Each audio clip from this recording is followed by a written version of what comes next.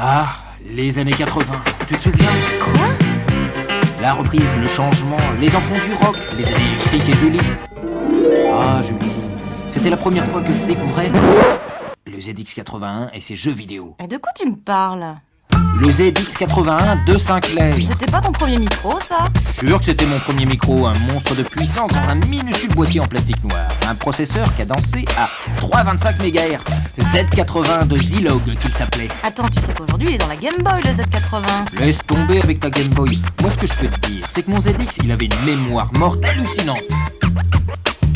8 kilo-octets. Et dans tout ça, ils arrivaient à faire tenir le basique. Ouais, mais t'avais que 1 kilo de mémoire vive. Peut-être. Il y avait aussi des extensions de mémoire pour aller à 64 kilos. Oh, tu m'étonnes que je m'en souviens. C'était des modules externes, et si tu les scotchais pas, ils se décrochaient et tu perdais tout ce que t'avais en mémoire. Des nuits à retaper les lignes de code. Ah, et puis quoi encore? Et ce clavier sensitif, lisse comme la peau, complètement imperméable. 40 touches le clavier. Et à chaque touche correspondait une instruction en basique. Ok, je te l'accorde, ça c'était du raccourci clavier. Et des sauvegardes. Tu te souviens des sauvegardes? Ouais. Un poème, un magnétophone et une cassette audio pour enregistrer les programmes. Une initiation à la musique concrète. Enfin bon, c'était quand même de la préhistoire. Ah, l'écran! Tu prenais ta vieille téloche et tu la raccordais au ZX avec le câble antenne UHF. Et pour les jeux en mode graphique, j'avais une résolution de 64 par 44. Arrête, c'était moins bien que le Minitel. Et le prix, seulement 600 balles. Le micro le moins cher du monde, 600 balles. Le truc qu'on pouvait enfin s'offrir à la maison. Tu te rends compte? Avec ça, tu programmais en basique à domicile.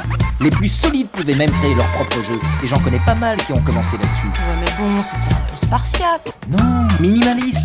Pas de son, image monochrome avec du bon gros pixel carré. Et il y avait quand même de sacrés jeux. Ouais, des adaptations d'arcade. Mais il y avait pas que ça. Monster Maze, un labyrinthe en 3D où il fallait pas se faire bouffer par un tyrannosaure. Formidable, hein. Jurassic Park en avant-première. Et Mazog, ça c'était du jeu vidéo. Il y avait aussi Gauntlet, tu survoles les montagnes et tu tires sur tout ce qui bouge.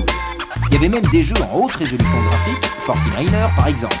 Mais le plus bluffant, c'était quand même un K-Chess, un jeu d'échecs qui pesait seulement 1 kilo. T'imagines un peu. À l'époque, ils savaient programmer les mecs. Ah, le ZX. Dis donc, tu serais pas un peu amoureux, toi? Oui, mais pas de ma console.